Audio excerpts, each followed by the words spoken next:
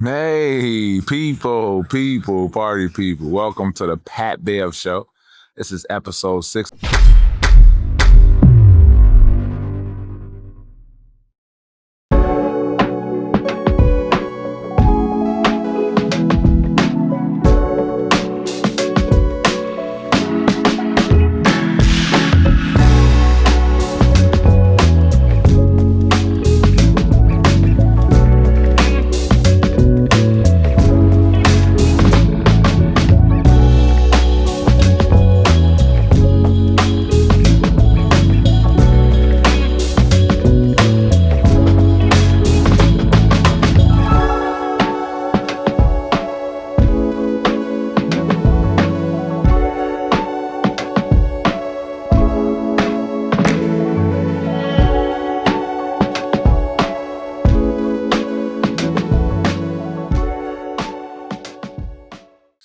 I can't leave without giving a big thank you to Les Zazous for allowing us to shoot here. As you guys can see, this is one of when it comes to restaurants with a beautiful scene. This is one of my finest restaurants. I literally come here to meditate. I got water as far as my eyes can see. I got boats. I got white birds flying above. The food is unbelievable. The energy here is great. The vibe here is great. Les Zazous, you guys in Thessaloniki, Greece, you guys got to come in, stop by, have dinner, have some wine. They got a good wine. The wine selection is great. Les Zazous, tune in, look for it. We're going to do a ton of B-roll so you guys can see a bunch of breakdown of the food and beverages, but Les Zazous is the place to come if you went to Saloniki, Greece. If you want to chill, you want vibe, they got an outside type of feel, cabana type of feel. They got the inside of the restaurant. They can pull the glasses back and kind of combine the two. You can sit here on the patio and just look at the water. They got all type of vibes. Les Zazous, thank you for hosting us for the Pat Bev Show and the Pat Bev Pod. Thank you guys so much. This has been a couple weeks. It's been a couple weeks. Those who don't know, I was really busy with a European championship. I was trying to keep my focus on. We came up short in the championship game. Uh, if you guys don't know how the European championship works, it's 2 games and it's point difference. The first game we won by 7, so the team would have had to beat us by. The first game we won by 6, so the opposing team would have to beat us by either more than 7 to win. We played home first game. We won by 6. We went there, had a chance to win the European Championship, something that the club hasn't done in 30 years, and we came up short. That's where my focus has been. I miss you guys on the pod. I miss you guys on the show. Those who are subscribed, continue to tell a friend, subscribe and follow. I repeat, subscribe and follow. I mean, Greece has been, this ride for the last 2 weeks has been truly amazing. The fans in Greece, the PAOK fans, the love we've been getting from uh, teammates, opposing teams while we were competing for this European Championship. The love we've been getting from everyone in Greece has been fantastic, man. The city is, as you guys can see, the city has been great. The sun is out. The buns are out. It's a lot of love. It's been a real nice wave the last couple weeks, competing for this European Championship. But we came up short, and I'm still kind of salty about that. Still kind of salty about that. It hurts a little bit. But we move on to the Greek Championships, and that's that. Subscribe to the show, Pat Bev Show. So I've been gone for a little bit. And I don't want to jump right into basketball. I have a question because I don't know if you guys know or not. I'm a really big Coca-Cola drinker. And we do a lot of rankings here. So I want you guys to help me rank Coca-Cola. And when I mean rank Coca-Cola, my ranking goes like this. Number 1 is glass bottle. Coca-Cola out the glass bottle. My number 2 is can.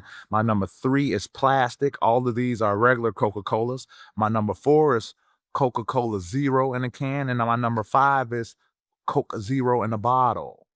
Glass bottle. Those are my rankings 1 through 5 Coca-Colas.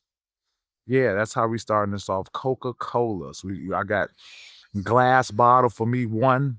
I got Coca-Cola out the can is 2. Out the plastic for me, Coca-Cola is 3. Number 4 is Coke Zero in the can, and number 5 is Coke Zero in a bottle. That's my top 5 rankings. Okay, here we go.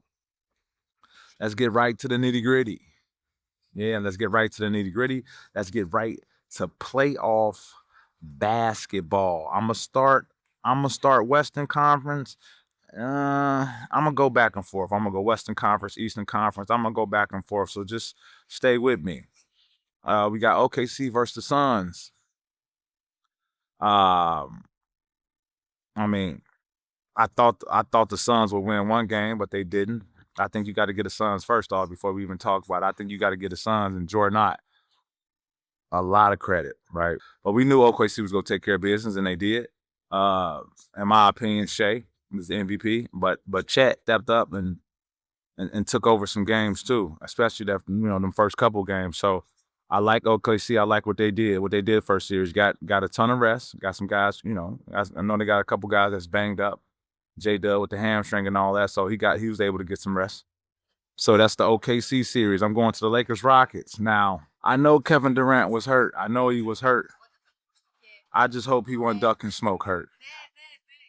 I just hope he wasn't duck and smoke hurt. I hope he was really hurt and he couldn't play. But even with that, 41-year-old LeBron James rolling my city, I'm taking pills and I'm getting shot. Toradol. I'm getting all that motherfucker shit. I'm getting whatever I need to do to feel good to play that. I wanted to see Kevin Durant in that series against LeBron James. The whole world did. But what LeBron James did against that young thirsty Rockets, I mean, I think Austin Reeves came back last couple games, and had him come off the bench one game, had him start a couple games, just to get his rhythm back. But with LeBron James and Rui and Marcus Smart did that series, you got to give LeBron James a lot of credit to be able to be that dominant at that age. We talking about they still throwing them alley hoops. We talking about efficient scoring. We talking about diamond. We talking about rebounding. We talking about leadership. For him to show all those traits right throughout the series in the first round, with Kevin Durant on the floor, without Kevin Durant on the floor, I think LeBron just moved up in the rankings. I think it's 1A Michael Jordan and 1A LeBron James. That's just me. That's just me. Let's go on to the shocking series, the Minnesota Timberwolves versus the Denver Nuggets. Mind you, before we start the series, everyone had Denver winning. Everybody had Denver winning.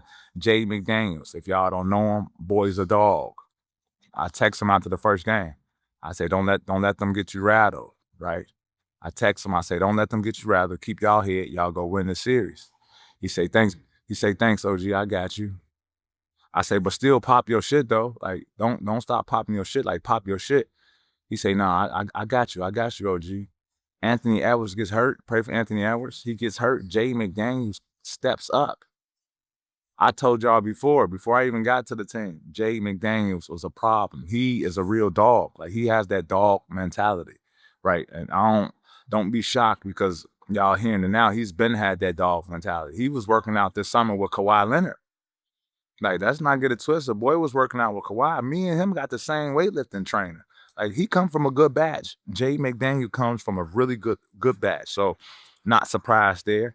Y'all didn't like my take when I talked about Rudy Gobert being one of the best defensive juggernauts that the game has ever seen. And I say I choose him over Ben Wallace, and he showed it against Jokic. He showed it every game against Jokic. I don't think he gets enough praise for that. Rudy Gobert locked Jokic the fuck up. He locked him the fuck up. He took it personal. He went at him offensively sometimes. Jokic might have shot maybe a playoff low when it comes to 3-point percentage. Rudy forced him in a ton of tough shit. So shout out to the Timberwolves. Shout out to Coach Finch. Right? That was a hell of a win. Praying for DiVincenzo, praying for Ant. You never want to see our players get hurt and come back fast, but What Minnesota did, what Coach Finch did with that team, the adjustments he made. Io stepped up big. A Chicago kid played with me with the Bulls. It's his contract year. He's about to get paid, right? That's all coaching. What they say in the playoff series, your superstars win you two, your role players win you one, and your coach wins you one. And we seen that with Minnesota. So shout out to Minnesota, Soda Pop, Spurs versus Portland Trailblazers. I knew that can no one stop Wembanyama. No one can stop the alien. So that was an easy breezy lemon squeezy there. I'm gonna go to the East. Let's start New York Knicks versus Atlanta. It was good. No one can stop C.J. McCollum. No one can stop CJ. They try to put everybody on him. They double teamed him in the last couple games and make him force him to tough shots. I like that series, but New York was a little bit more. You feel me? Not too much to talk about there. Let's talk about this Detroit, Orlando. They fired the coach. The coach was the number 8 seed. He take them 7 games against the number 1 seed, and they fire the coach right after they lose. What if they would have won? You think they still fire the coach? Coach Mosley. He's done a hell of a job in Orlando. You talking about Team USA, pedigree type of coach. You lose game 7 and you get fired. Unbelievable. And let me pause and say this. For the people who don't like it, yes, I'm a grown-ass man. I moisturize very nice and I cross my legs when I speak. You feel me? I cross my legs when I'm enjoying the sunset. I cross my legs when I'm playing the video games. It's comfy for me. Yeah, I don't know if y'all have problems with y'all manhood or y'all got some insecurities with your own self. But yeah, this is a comfortable position for me. Yeah, I just want to put my 2 cents out there. But yeah, Mosley, they cooked them. They cooked them. Shout out to Tobias too, and we go get to appreciation a little bit later. The grit and grind of Detroit, tough team. You know what I mean? Tough, not just on the court, wanting to fight you, wanting to whoop your ass. I mean, mentally tough too, and that showed during the series. Cleveland Cavaliers versus Toronto. Oh yeah, y'all was ready to throw James Harden's legacy away after one game. Y'all had the tweets and the sayings. I know DWade had. Oh, I know he had something to tweet out if Cleveland Cavaliers would have lost. I know everybody was ready to be on my ass, but James Harden, he averaged 20 points, 6 rebounds, almost 6 assists for the series. He shot 38% from the 3, 47 from the 2. He had 5 turnovers also, but he had the highest plus minus, the second highest plus minus. I think Jarrett Allen was 1. He was 2 of anyone in the series, which means when he was on the court, they were winning. I think it was Jarrett Allen 1 with like a plus 5 and James Harden like a plus 3.5, which means that no matter what, when they were on the court with James Harden, they were winning. Averaging 20 points a game, 6 rebounds, 6 assists is impressive. 38% from the 3-point line, 48% from the 2. Yeah, I'm gonna continue to harp on James Harden because y'all was ready to put his legacy on the line after one game. Y'all was ready. Told you, Pat Bev, you don't show up in game 7s, this. Again, we all know in the playoffs, your superstars win you 2 games, your role player wins you 1, and your coach wins you 1. That's how the playoffs work to casual fans. So that's my take on that. And my last but not least is the Sixers versus Boston. Now, them boys were scared when Joel Embiid came back. Yeah, he came back, and I don't want to hear it because the media, y'all, killed Joel. He doesn't play, this. He's missed more than half games. But when he plays, he is the most dominant. When I mean the most dominant, I mean Shaquille O'Neal than him. When Joel Embiid is healthy, he is the second most dominant player to ever play the game. I mean, Shaquille O'Neal and then Joel Embiid. No one can stop him. Teams fear him. You can't scout for him, right? And my homie hit me like, yo, you seen what Jaylen, I guess Jaylen Brown did a live stream? I think Jaylen Brown went on stream and talked about Joel Embiid flopping. I mean, and has what they say, Jaylen Brown said, has Joel's Embiid flopping ruined the game? Listen, I seen the stream or whatever platform it was on. Listen, Jaylen, correct message.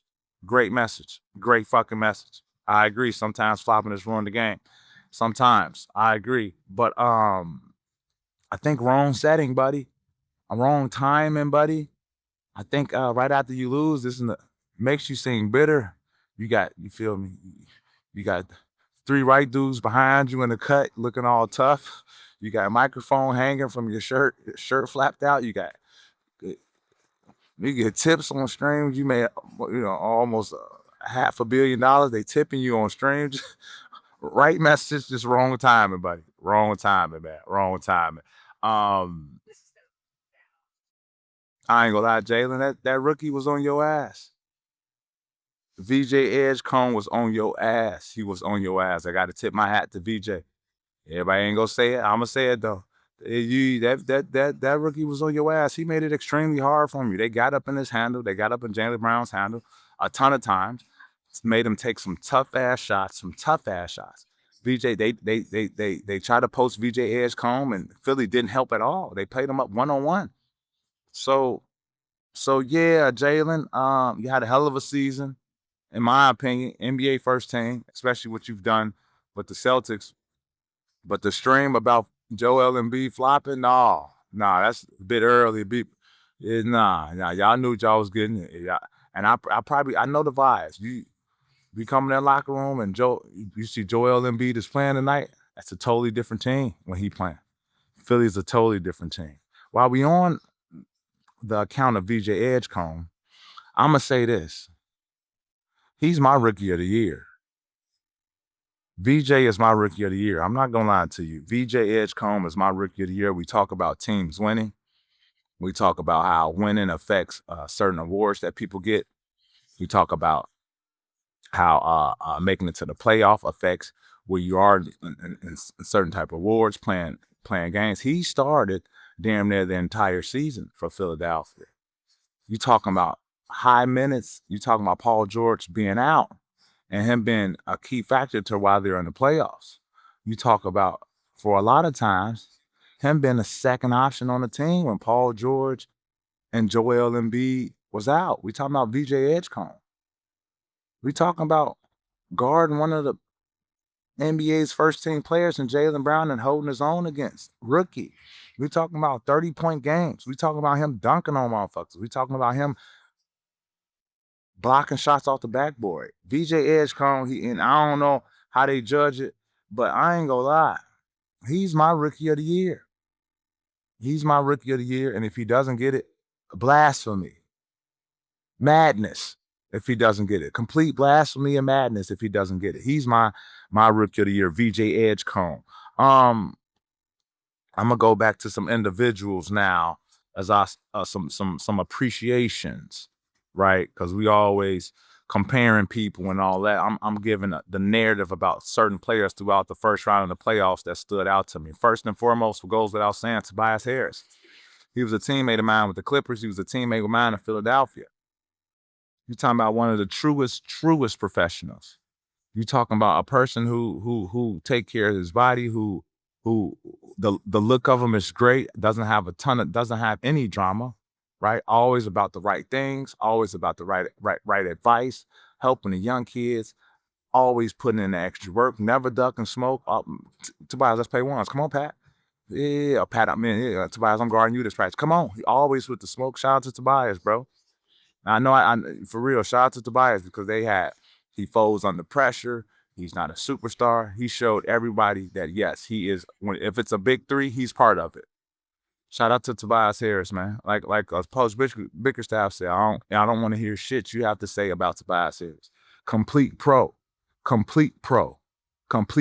Don't skip steps. Don't miss steps. Finding ways to always tune up his game and his body. Shout out to Tobias Harris, man. I know it felt good doing it against his old team, Orlando, too. Appreciation, too, goes to Jalen Brunson. Yeah, we have people who've never played the game of basketball go on TV and say you can't win with a small guard. What? Allen Iverson isn't a small guard. Steph Curry isn't a small guard. Guards are guards. It ain't the matter of size. It's the matter in heart.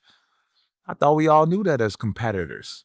It ain't the dog in the fight, it's the fighting the dog. We got that from Rocky. Yeah, we got that from Sylvester Stallone. We got that from Sylvester. So yeah, shout out to Jalen Brunson again, going out there, getting it done when it mattered. And last but not least, Paul George. Yeah, we called him Podcast P. He done fell in love with the pod. He don't want to play basketball no more. What boy done took drugs, it's messed him up. He trying to cheat, this. Nah, y'all forgot Paul George. Kawhi was out with Paul George. Paul George led our team to the Western Conference Finals. Feel me? Indiana, Paul George was the catalyst. Almost beat the motherfucking the Heatles. The motherfucking LeBron James, DWade, Chris almost beat them entirely by himself.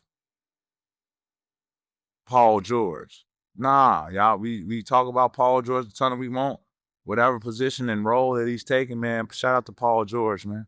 Come alive when it matters, and that's in the playoffs, prime time. Those are my appreciations this week.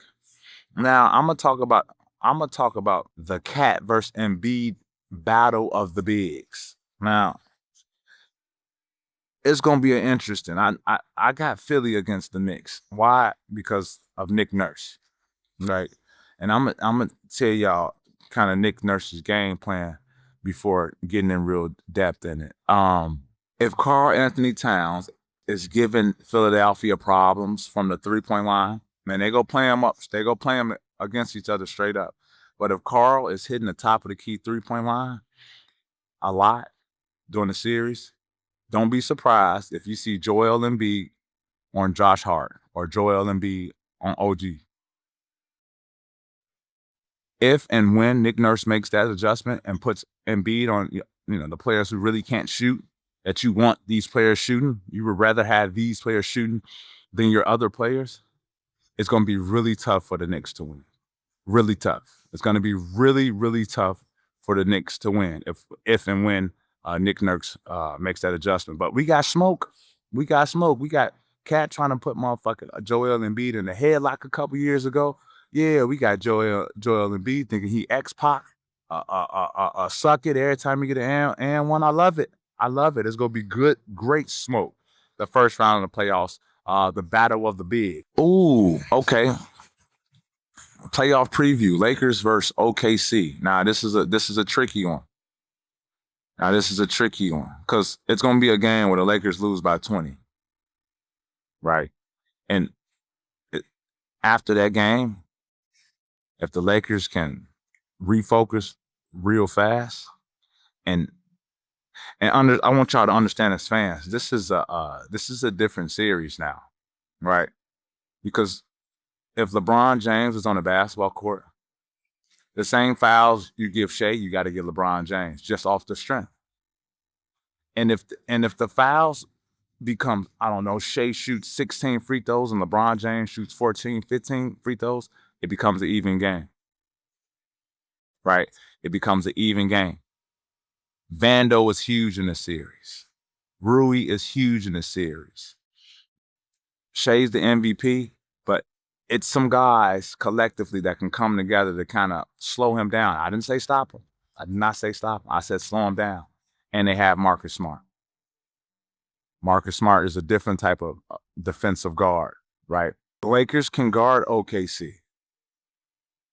OKC can guard the Lakers. If the free throws are even between Shai, SGA, and LeBron James, the series can be very interesting. When I mean very interesting, I mean go game 6, go game 7. And you go game 6, game 7, hopefully you look for Luka to come back. If you go game 6 or game 7, this series can go either way. But the Lakers are going to lose by 21 of these first 2 games. They just got to revamp real quickly. They can't panic. You feel me? You can't go to the media and, I can't believe we play like this. JJ Redick, you can't. No, y'all going to lose by 21 of these first 2 games, right?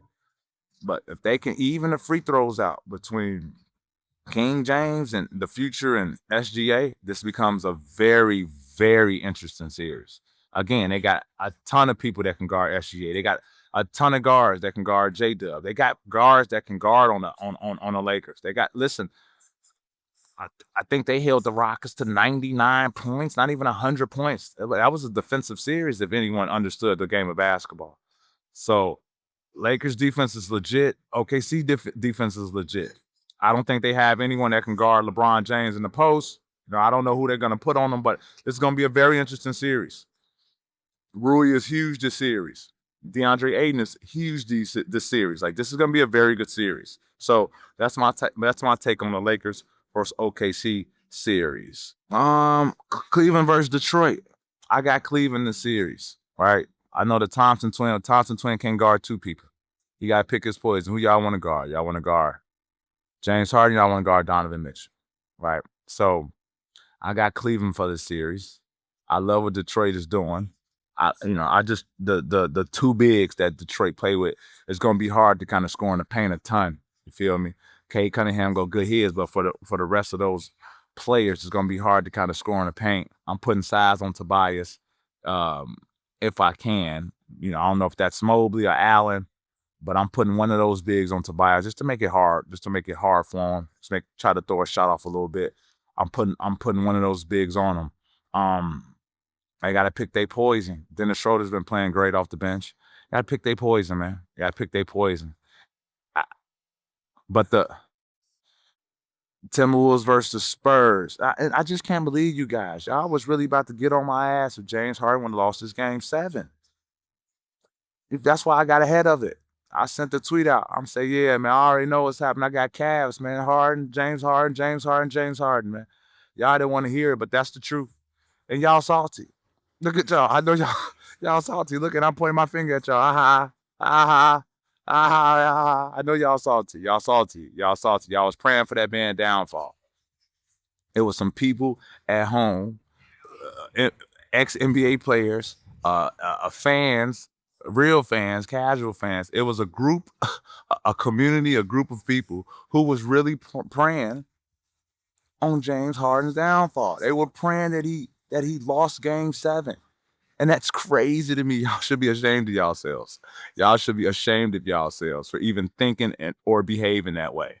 Praying on another man's downfall, putting his legacy on one game. Y'all was going to put everything this man done in his whole career on one game. First 2 games, one of them motherfuckers saying shit. Y'all weren't saying shit. He was cooking. Game 7 come, y'all was praying on this man downfall. And I'm laughing at y'all now. I'm looking at both cameras. I know y'all salty. Look, look, Yeah, James Harden moves on. Shout out to the beard. Minnesota Timberwolves versus Spurs. I trust Coach Finch, but it's Wolves versus aliens, man. Motherfuckers, wolves versus aliens, man. I ain't never seen a wolf win a battle against an alien. So we got to see. The game has to be played, though. I don't know if Rudy can, guard his fellow Frenchman. You feel me? But the game has to be played. So I'm always rooting for Minnesota. I ain't never seen Minnesota Wolves beat up on aliens. So we go see soon, though. But now we got to go to our drama series. Yeah, we got to go to our drama series. Talking to some guys on the team, on the bus. Who is a better player? Jimmy Butler or Manu Ginobili? Now, I know you guys look at Ginobili and look at him as 6 man. I tell everybody, listen, he was a starter for that Spurs. Even if he came off the bench, he was a motherfucking starter. It's a tough one. But I'm going Ginobili.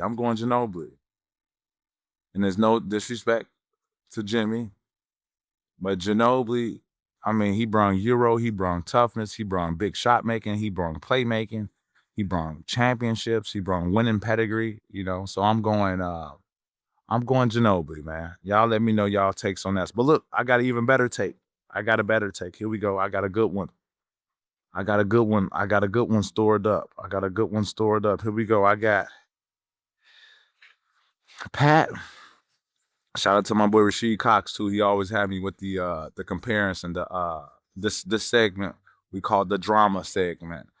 You say, Pat, all in their prime, rank these centers in order, excluding Bill Russell, because it's too complicated to put him anywhere. Like Bill Russell, we can't even put you on the list because it's too complicated. We don't even know where to put Bill Russell.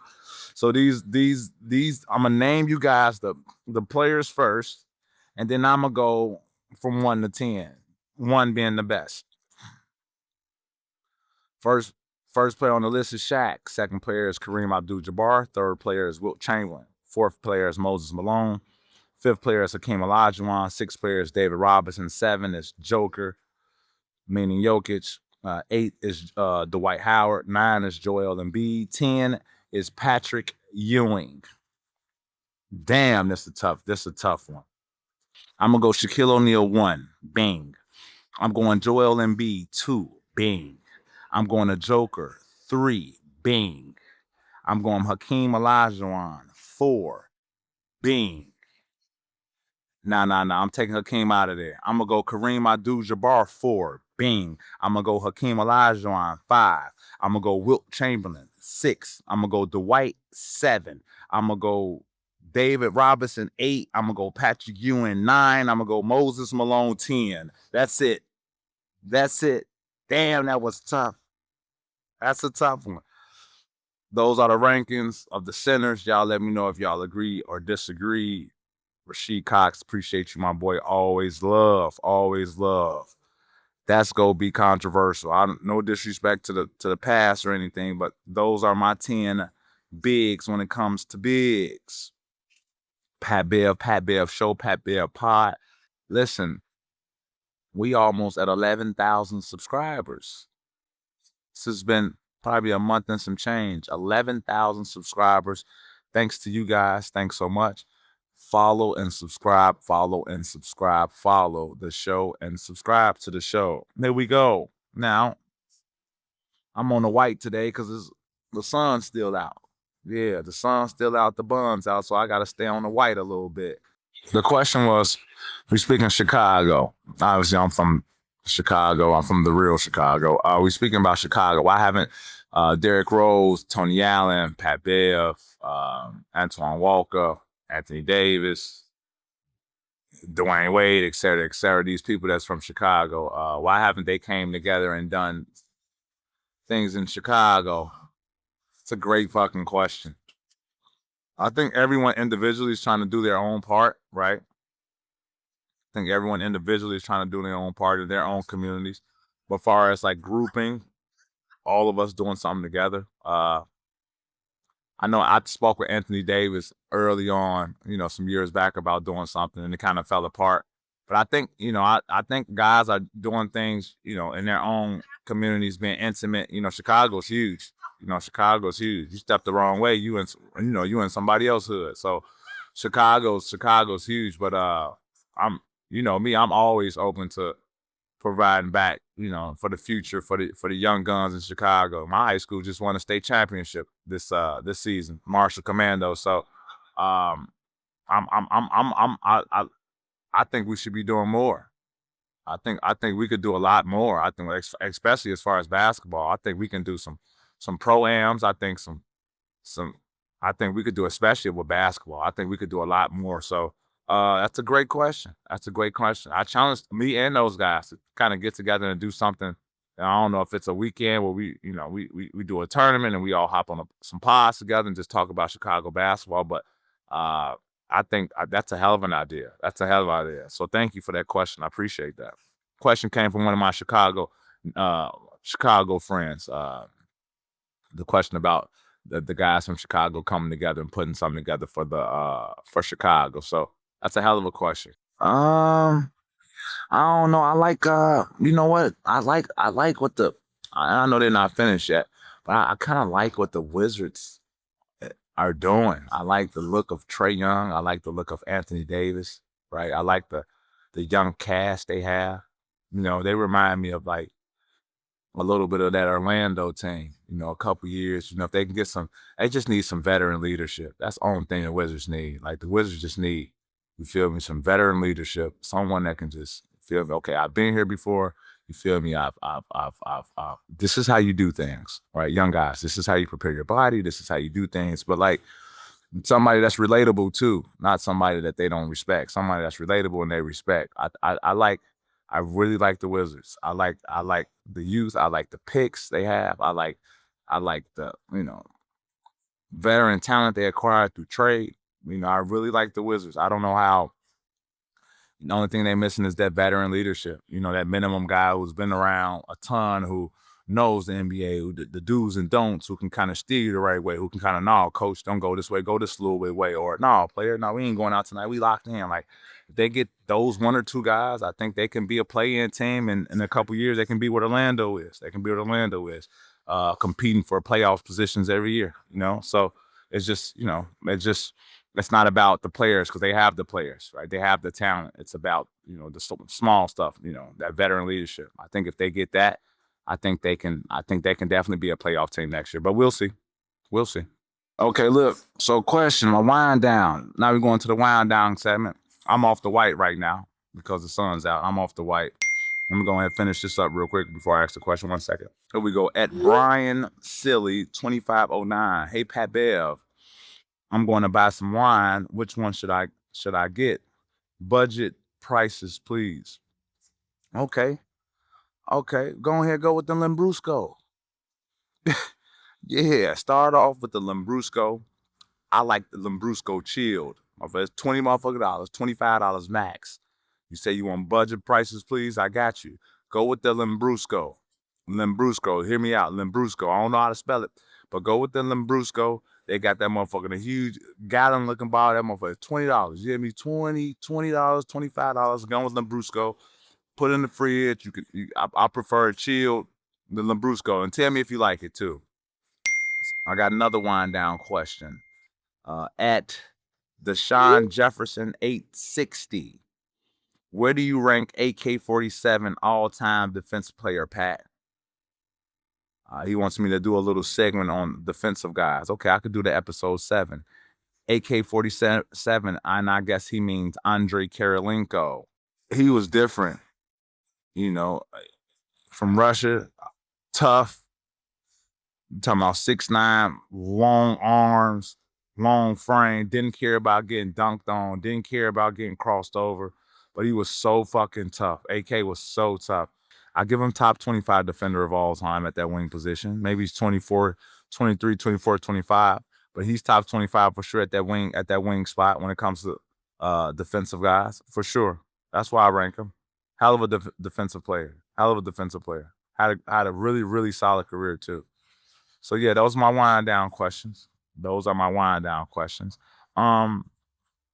I got a question for you guys. Here's my wind down question. Those who care about my skincare so much, so check it out. I'm a get out the shower. I got a lot of different type of oils that I like to lather my skin in. So I get out the shower, I have my towel, I have my different essential oils that I put on everywhere. Get my legs all really shiny. I don't really grow a lot of hair on my legs or my arms, so it's easy for the ash to be to show easier.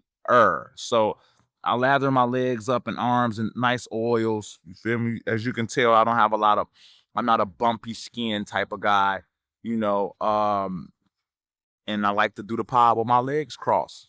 If you like it, you like it. If you don't, you don't. But that's my skincare routine. You feel me? I like to, my mama say she'd rather me be classy than ashy. So that's the kind of motto I like to stick with. Subscribe to the pod, follow the show, episode 6. I'm glad that you guys are following. We're almost at 11,000 subscribers in a month and a half. Keep it going up. Follow the at Pat Bev Show on Instagram, Pat Bev 21 on Twitter, Pat Bev 21 on Instagram. Thank you guys so much. Subscribe and follow. Cheers, boys.